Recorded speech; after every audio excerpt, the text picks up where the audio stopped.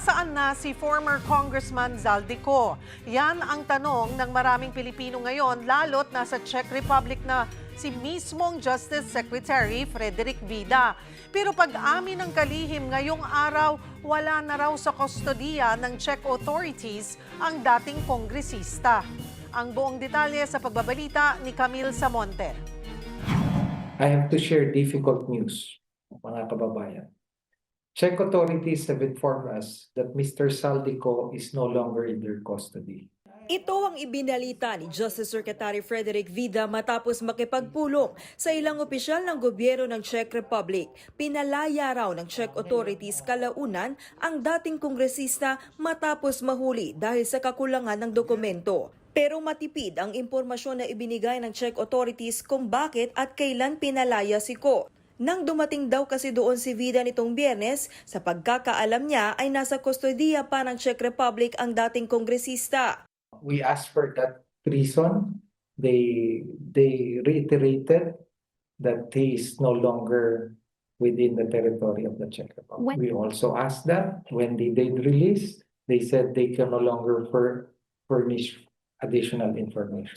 They're taking a position. I hope you understand that we should respect that. Okay.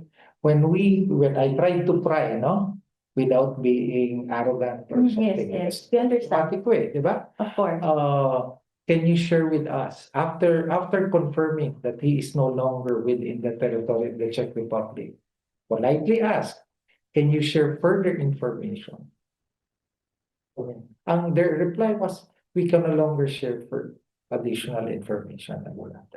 Posible raw na nasa Europa pa si Ko pero hindi masabi ni Vida kung saan eksakto.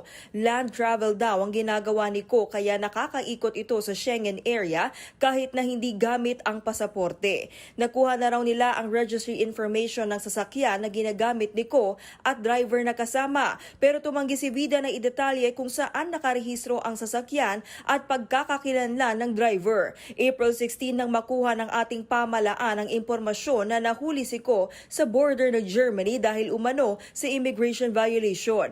Expired daw ang pasaporte na dala ni Ko nang maharang sa border. Ayon kay Vida, may 3 Philippine passport na hawak si Ko, kasama rito ang pinakansela ng Department of Foreign Affairs. Sinabihan na raw nila ang lahat ng embahada ng Pilipinas kung saan may land border sa Czech Republic na posibleng naging point of exit ni Ko. Aminado si Vida na naguguluhan siya sa naging legal parameters ng Czech authorities sa pagtugon sa sitwasyon ni Ko. Disappointed for lack of further knowledge.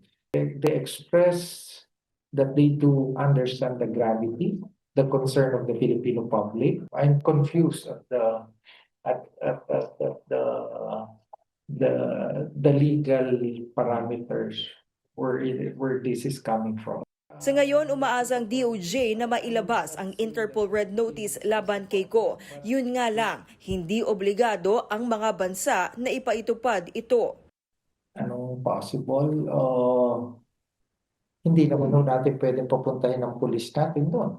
Diba? At manghuli, magdampot. Hindi naman yung kinikilala na alternative. Diba? Ang dito is that's why we explore for other bilateral or multilateral agreements and we invoke particular provisions in the matter.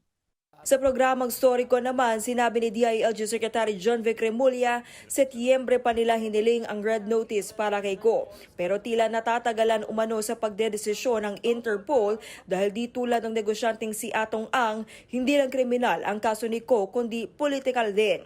Sa kabila nito, nanindigan si Vida na hindi premature ang announcement ni Pangulong Bongbong Marcos. Alam na rin daw ng Pangulo ang balita at magbibigay ang DOJ ng comprehensive report. Sa April 30, nakatakdang umuwi ng Pilipinas si Vida. Kapatid, para sa 1PH, Camille Samonte, News 5.